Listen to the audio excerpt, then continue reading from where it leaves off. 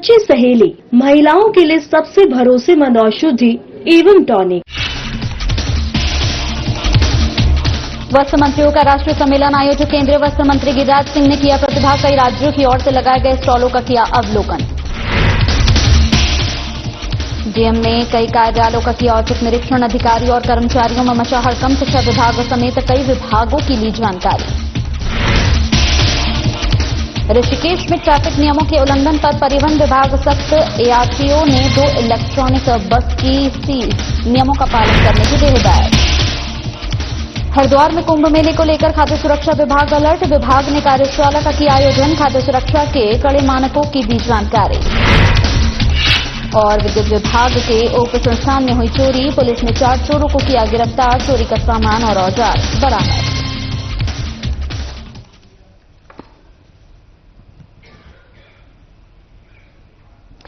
नमस्कार, उत्तराखंड के बुलेटिन में आप सभी का स्वागत है। आप सभी के साथ हाजिर हूं मैं कंचन। शुरुआत करेंगे बुलेटिन की इस वक्त की बड़ी खबर के साथ। तो टीवी स्क्रीन पर इस वक्त की बड़ी खबर आपको दिखाने जा रहे हैं। सीएम धामी ने विकसित भारत यंग लीडर्स डायलॉग में उत्तराखंड के प्रतिभागी दल से संवाद किया। मुख्य सेवक सदन मुख्यमंत्री आवास देहरादून में ये कार्यक्रम हुआ है। नई दिल्ली में आयोजित होने वाले कार्यक्रम के लिए उत्तराखंड के दल को रवाना किया गया। युवाओं को सीएम धामी ने बधाई और शुभकामनाएं दी। राष्ट्र निर्माण की प्रक्रिया से जोड़ने और नवाचारी विचारों को मंच देने का बेहतरीन माध्यम सीएम धामी की ओर से कहा गया। युवाओं को स्वयं को निखारने, व्यक्तित्व विकास और आत्मविश्वास करने का बड़ा अवसर। युवा राष्ट्रीय मंच पर प्रदेश की संस्कृति, विकास और संभावनाओं का करेंगे प्रतिनिधित्व। सपने केवल देखे नहीं जाते, संकल्प के साथ किए जाते हैं पूरे। राज्य सरकार युवाओं के कौशल विकास और स्वरोजगारों के लिए प्रतिबद्ध।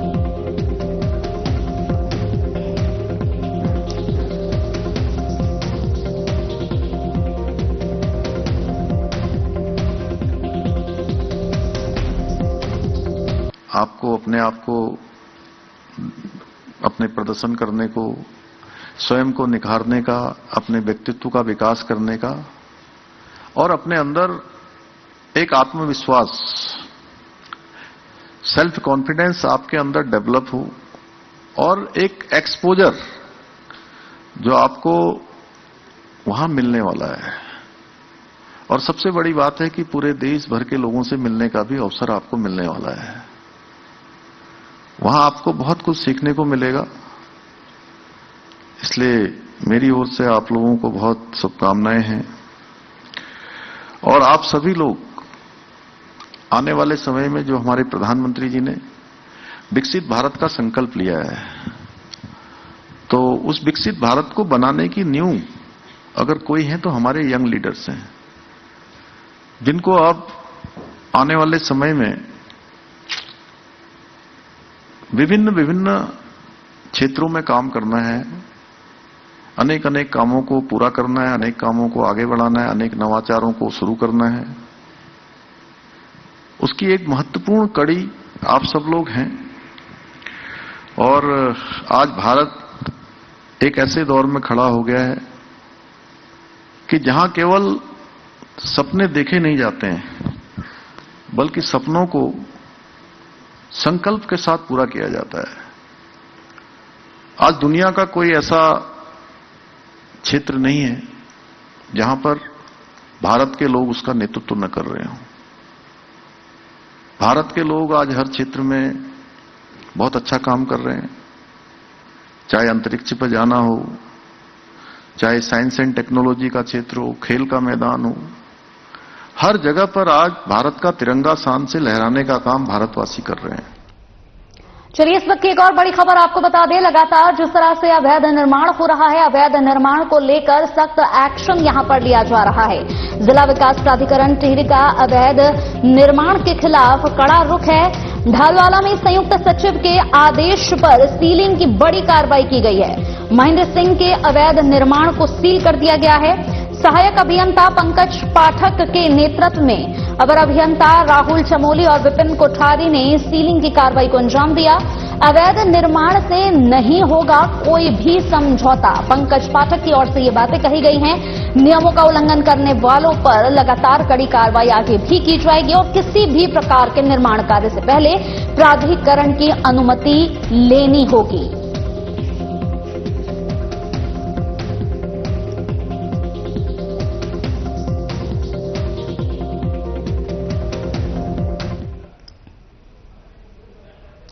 तो वहीं एक और बड़ी खबर देहरादून से आपको बता दें कि लगातार बैठकों का दौर जारी है। कुमारी शैलजा की ओर से आपको बता दें कि एक बड़ी बैठक की गई है। कांग्रेस प्रभारी कुमारी शैलजा की अध्यक्षता में ये बड़ी बैठक हुई। देहरादून में कांग्रेस पार्लियामेंट की अध्यक्षता में हुई है ये बैठक। प्रदेश अध्यक्ष गणेश गोदियाल, संचालन समिति के अध्यक्ष प्रीतम सिंह सहित वरिष्ठ नेता मौजूद रहे। इस वक्त की बड़ी खबर, बैठक में विभिन्न यहां पर समसामयिक और आगामी पार्टी कार्यक्रमों को लेकर विस्तार से चर्चा हुई। बैठक के बाद प्रदेश प्रभारी कुमारी शैलजा की ओर से ये प्रेस कॉन्फ्रेंस की गई। कांग्रेस वर्किंग कमेटी की अध्यक्षता में ये बड़ा फैसला लिया गया है। बता दें कि यूपीए के समय में ग्रामीण क्षेत्रों में गरीबों के लिए लागू किया गया था रोजगार देने का प्लान। मनरेगा से करोड़ों गरीब लोगों को रोजगार मिला। बीजेपी सरकार ने इस कार्य को खत्म करने का फैसला लिया। गणेश गोदियाल की ओर से ये बातें कही गई। केंद्र सरकार की मनरेगा को खत्म करने की नीतियों के बारे में जनता के बीच कांग्रेस जरूर जाएगी। लोगों की रोजी रोटी के साथ बीजेपी सरकार ने अन्याय किया है। करण महारा की ओर से ये कहा गया। जनवरी से फरवरी के बीच सभी जिलों में आयोजित किए जाएंगे कार्यक्रम, ये कुमारी शैलजा की ओर से कहा गया है। 10 जनवरी को हर जिले में प्रेस कॉन्फ्रेंस की जाएगी। 11 जनवरी को एक दिन का जिला स्तर पर अनशन होगा। 29 जनवरी को पंचायत स्तर पर चौपाल लगाई जाएगी और जनता को इसके दुष्परिणाम को लेकर अवगत भी कराया जाएगा। वहीं अंकिता भंडारी मुद्दे पर भी प्रदेश प्रभारी बोली हैं। कई मामलों में सत्ता पक्ष के लोग सम्मिलित हैं। विपक्ष के नाते ऐसे मुद्दों को उठाना हमारा दायित्व है, हमारा कर्तव्य है। कांग्रेस प्रदेश प्रभारी ने सीबीआई जांच की मांग भी उठाई है।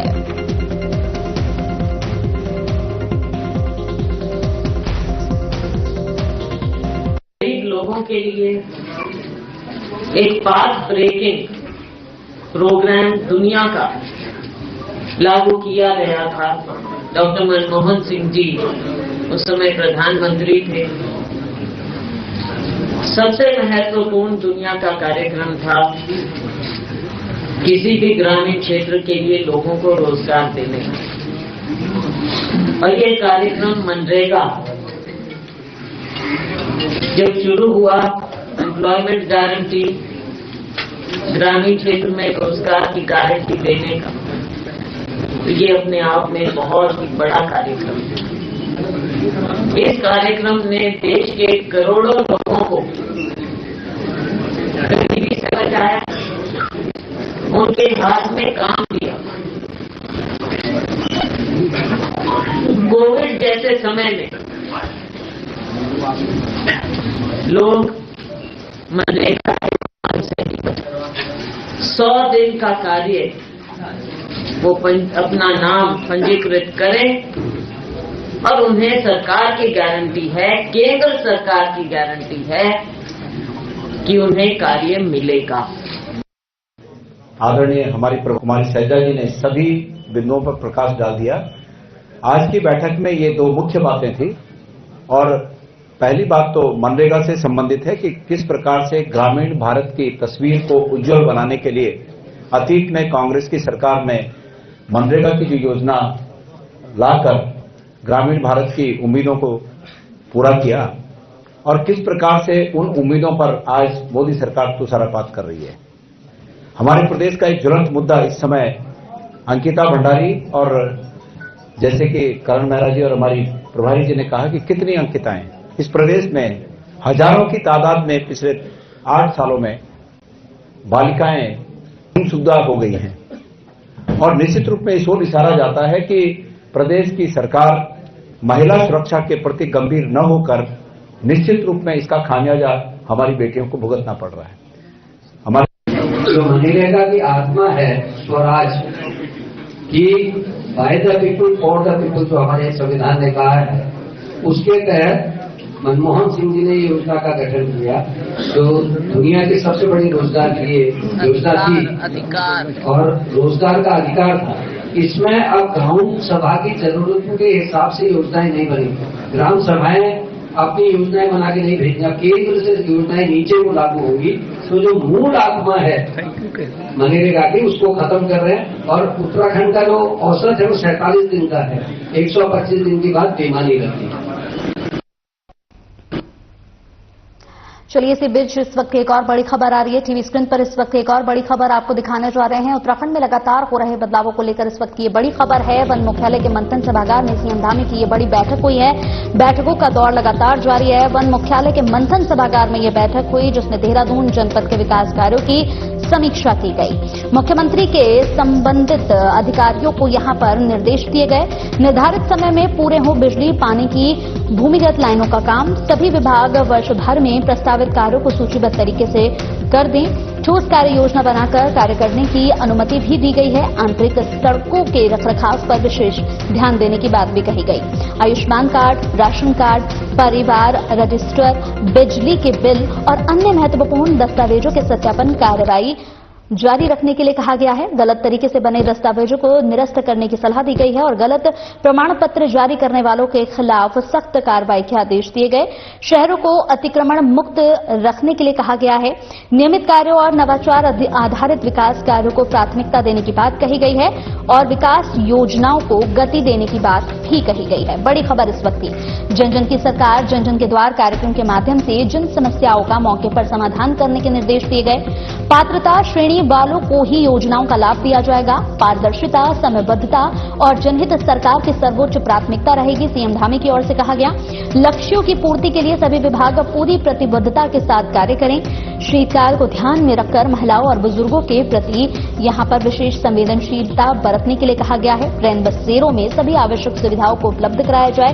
प्रमुख चौक चौराहों पर ठंड से बचाव के लिए अलाव की समुचित व्यवस्था करने की सलाह दी गई है और यातायात प्रबंधन पर विशेष ध्यान देने के लिए भी कहा गया है। बड़ी खबर, रात्रिकालीन गश्त बढ़ाने और रैंडम चेकिंग के भी निर्देश दिए गए हैं।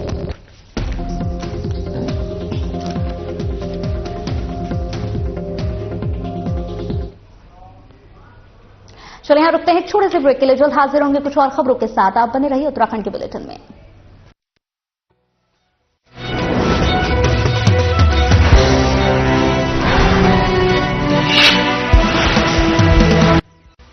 प्रधानमंत्री श्री नरेंद्र मोदी जी की महत्वाकांक्षी योजना जल जीवन मिशन उत्तराखंड के ग्रामीण इलाकों के लिए वरदान साबित हो रही है। वर्ष 2019 में माननीय प्रधानमंत्री ने लाल किले की प्राचीर से इस योजना की घोषणा की थी, जिसका उद्देश्य था भारत के हर ग्रामीण परिवार तक स्वच्छ पेयजल पहुंचाना। हम आने वाले दिनों में जल जीवन मिशन को लेकर के आगे बढ़ेंगे। इस योजना के तहत प्रत्येक ग्रामीण परिवार को प्रति व्यक्ति प्रतिदिन 55 लीटर स्वच्छ जल उपलब्ध कराया जा रहा है। जिन पहाड़ी ग्रामीण इलाकों में कभी स्वच्छ पेयजल केवल सपना था, वहां आज घर घर नल से जल पहुंच रहा है। पानी की बहुत दिक्कत थी, ऊपर जाना पड़ता था, ऊपर से लाना पड़ता था। गर्मी के दिन आते थे तो हम थक के आते थे खेतों से ना, ऊपर जाना पड़ता था, रातों रात पानी भरना पड़ता था। अब तो बहुत सुविधा होगी, पानी के अंदर लगा हुआ पानी बाहर अंदर सब टंकी, और कोई दिक्कत नहीं हमारे लिए ना। उत्तराखंड ने जल जीवन मिशन के अंतर्गत उल्लेखनीय उपलब्धि हासिल की है। ग्रामीण क्षेत्रों के 97.63% घरों में नल के जरिए पेयजल उपलब्ध हो चुका है और राज्य 100% लक्ष्य की ओर तेजी से बढ़ रहा है। अब महिलाओं को पानी के लिए लंबी दूरी तय नहीं करनी पड़ती, क्योंकि जल जीवन मिशन के तहत घर घर नल है और नल में स्वच्छ जल है। पहले यहाँ पर ग्रामीणों को बहुत दिक्कत होती थी पानी के लिए ना, पड़ोसियों के घर से भरना पड़ता था। अब मोदी जी के जल जीवन मिशन के तहत लोगों के यहाँ पानी जुड़ चुका है और सभी खुश है। प्रधानमंत्री नरेंद्र मोदी के कुशल नेतृत्व और मुख्यमंत्री पुष्कर सिंह धामी के प्रयासों से आज उत्तराखंड के ग्रामीण घरों तक नल के जरिए जल पहुंच रहा है और साथ ही पहुंच रहा है विश्वास एक स्वस्थ और सुखद जीवन का, क्योंकि जल है तो कल है।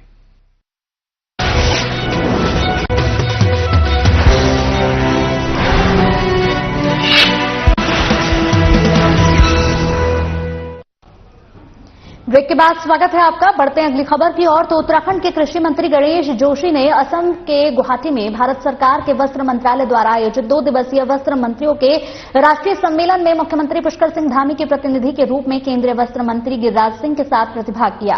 भारतीय वस्त्र विकास, विरासत और नवाचार का ताना बाना विषय पर आयोजित सम्मेलन में देश भर से मंत्री, वरिष्ठ अधिकारी, उद्योग विशेषज्ञ एवं वस्त्र क्षेत्र से जुड़े प्रतिनिधि शामिल हुए।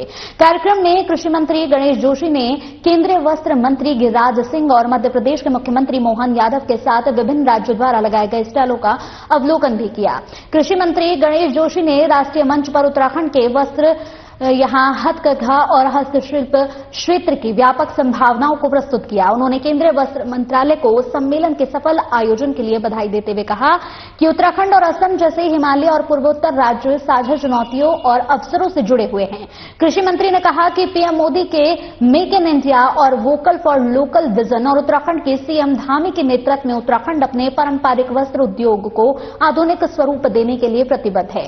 उन्होंने कहा कि राज्य में लगभग 12,000 बुनकर और 26,000 हस्तशिल्पी इस क्षेत्र से प्रत्यक्ष रूप से जुड़े हुए हैं। उत्तराखंड में प्रतिवर्ष लगभग 4,616 क्विंटल ऊन का उत्पादन होता है और यहां मोरिनो ओंगारा ऊन के लिए राज्य की जलवायु अत्यंत अनुकूल है। सम्मेलन के दौरान कृषि मंत्री गणेश जोशी ने केंद्रीय वस्त्र मंत्रालय के समक्ष पहाड़ी राज्य के लिए मिनी टेक्सटाइल पार्क नीति, ऊन प्रसंस्करण के लिए विशेष पैकेज, बिच्छू घास और हैम्प को राष्ट्रीय तकनीकी वस्त्र मिशन में शामिल करने और हथकरघा हस्तशिल्प उत्पादों पर ट्रांसपोर्ट सब्सिडी और उत्तराखंड में यहां निफ्ट के एक्सटेंशन सेंटर की स्थापना सहित 5 महत्वपूर्ण प्रस्ताव रखे।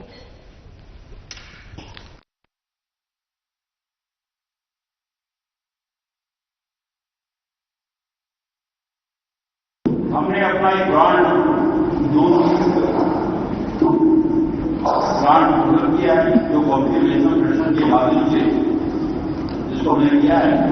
और आज मेरे अन्य विभाग से मेरे कृषि विभाग से डालना है, मैंने उनको भाव बनाने के लिए पैसा दिया और उनका उत्पाद आज 2 साल के अंदर दुगने से अधिक हो गया है।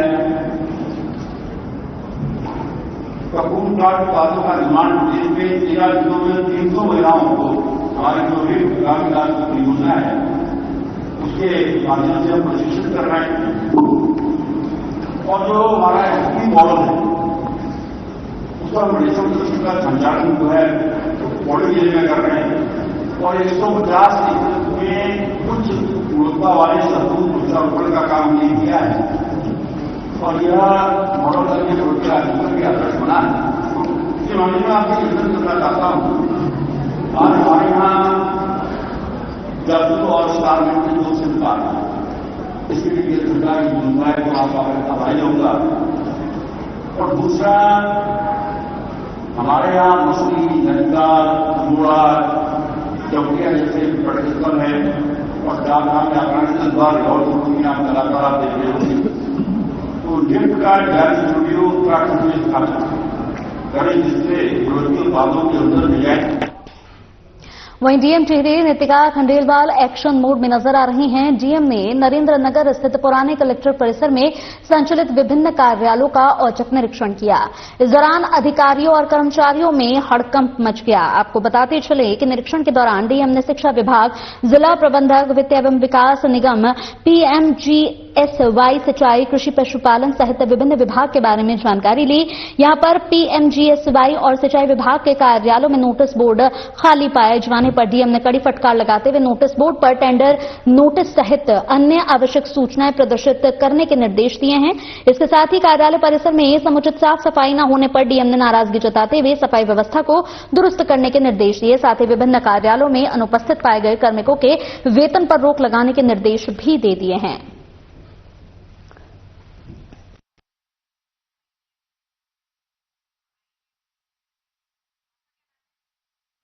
वहीं उच्च न्यायालय के मुख्य न्यायाधीश न्यायमूर्ति जी नरेंद्र ने सिद्धार्थ शाह को अतिरिक्त न्यायाधीश के रूप में पद एवं गोपनीयता की शपथ दिलाई। इस नई नियुक्ति के साथ ही उत्तराखंड हाईकोर्ट में न्यायाधीशों की संख्या अब 10 हो गई है। मुख्य न्यायाधीश की अदालत में आयोजित भव्य समारोह में शपथ ग्रहण प्रक्रिया संपन्न हुई। कार्यक्रम की शुरुआत में रजिस्ट्रार जनरल योगेश कुमार गुप्ता ने राष्ट्रपति द्वारा जारी नियुक्ति संबंधी वारंट को पढ़ा। इसके बाद मुख्य न्यायाधीश ने सिद्धार्थ शाह को अतिरिक्त न्यायाधीश के रूप में शपथ दिलाई। सिद्धार्थ शाह मूल रूप से नैनीताल के ही निवासी हैं। ऐसे में उनकी इस उपलब्धि से स्थानीय जनता और कानूनी क्षेत्र से जुड़े लोगों में खुशी की लहर नजर आई। जजों की संख्या में इस बढ़ोतरी से न्यायालय में लंबित मामलों के निस्तारण में तेजी आएगी।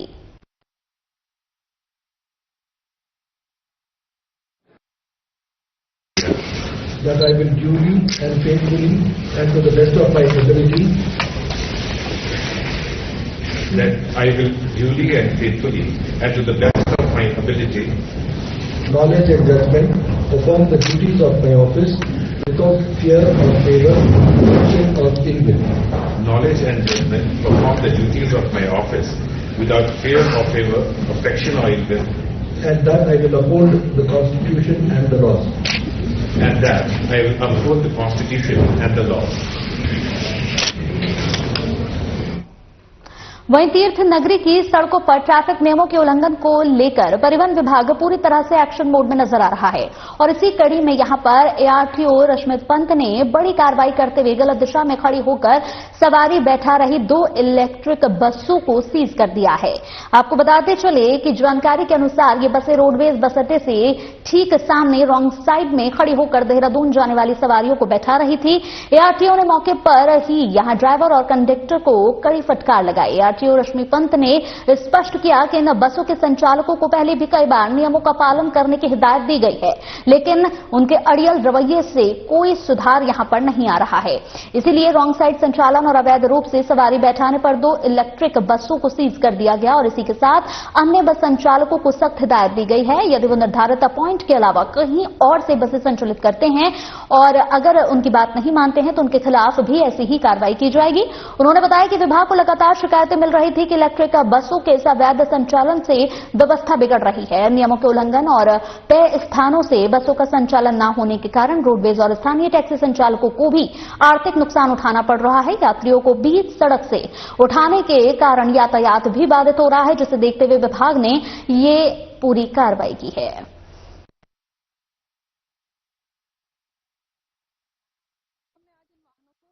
कार्यालय परिसर में निरुद्ध किया है और अब हम इन वाहनों को तभी रिलीज करेंगे जब इनके वाहन स्वामी हमें इनके स्टॉपेज, पार्किंग और रूट के बारे में पूरा विवरण उपलब्ध कराएंगे कि वो किस रूट पर किन स्टॉपेज पर इनको वहीं ऋषिकेश के यहां पर गंगानगर हनुमंतपुरम में सचदेवा परिवार ने महंत बाबा राम सिंह महाराज और संत जोत सिंह महाराज का यहां गरिमा स्वागत किया और अभिनंदन किया। इस अवसर पर निर्मल आश्रम के महंत बाबा राम सिंह महाराज ने सचदेवा परिवार के आवास पर गुरबाणी का पाठ कर संगतों का निहाल किया। श्रद्धालुओं ने गुरुचरणों में शीश नवाया।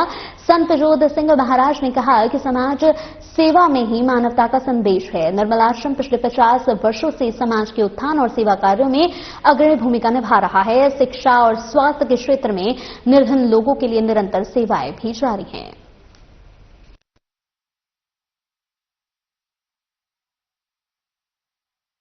सरी महल्ला पंजना कोई जन हर्षो देवै जोर चरण गहूं बगो सुख रसना दीजह प्राण अकोर। कोई जन हर्षो देवै जोर चरण गहूं बगो सुख रसना दीजह प्राण अकोर। वाल्मीकि दे लिव सिद्ध होई तो सिमरन दे होई। सिमरन भी किहो जिहा ਉਹਨੂੰ ਸਰੀਰ ਦਾ ਪਤਾ ਹੀ ਨਹੀਂ ਰਿਹਾ, ਸਰੀਰ ਹੀ ਭੁੱਲ ਗਿਆ, ਗਰਮੀ ਲੱਗ ਗਈ, ਉਹਨੂੰ ਨਹੀਂ ਪਤਾ ਰਿਹਾ ਤੇ ਉਹ ਪੁੱਗ ਗਿਆ। ਉਹ ਕ੍ਰਿਸ਼ਨ ਵੀ ਉਹਦੇ ਕੋਲ ਵਾਲਮੀਕ ਕੋਲ ਚੱਲ ਕੇ ਗਿਆ, ਇਤਿਹਾਸ ਵਿੱਚ ਲਿਖਿਆ ਹੈ ਅਰਜਨ ਨੂੰ ਨਾਲ ਲੈ ਕੇ। वहीं हरिद्वार में आगामी कुंभ मेले को देखते हुए खाद्य सुरक्षा विभाग एक्शन मोड में नजर आ रहा है। तीर्थयात्रियों को शुद्ध और गुणवत्ता युक्त भोजन मिले, इसके लिए विभाग ने एक विशेष जागरूकता अभियान शुरू किया है। इसी कड़ी में हरिद्वार के एक निजी होटल में खाद्य सुरक्षा विभाग द्वारा एक कार्यशाला का आयोजन किया गया। इस कार्यशाला में होटल और रेस्टोरेंट कर्मियों सहित खाना बनाने वाले कारीगरों को खाद्य सुरक्षा के कड़े मानकों की जानकारी दी गई। अधिकारियों ने विशेष रूप से कुकिंग ऑयल के बार बार इस्तेमाल से होने वाले नुकसान के प्रति जागरूक किया गया। विभाग का कहना है कि नियमों का उल्लंघन करने वालों के खिलाफ सख्त से सख्त कार्रवाई की जाएगी।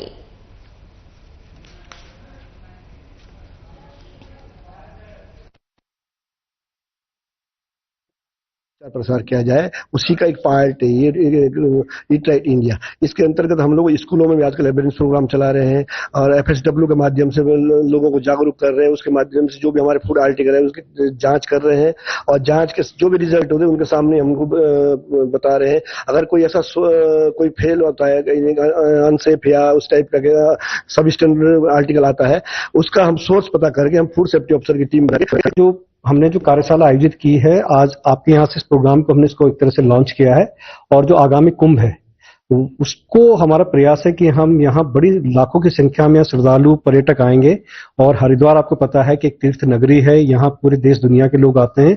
तो कुंभ में भी जो है जितने भी हमारे यहाँ जितने भी तीर्थ यात्री आएंगे वो आएंगे तो कैसे उनकी खाद्य सुरक्षा सुनिश्चित हो। चलिए इसी के साथ उत्तराखंड के बुलेटिन में मेरे साथ इतना ही। ताजा तरीन खबरों के साथ आप लगातार बने रहिए।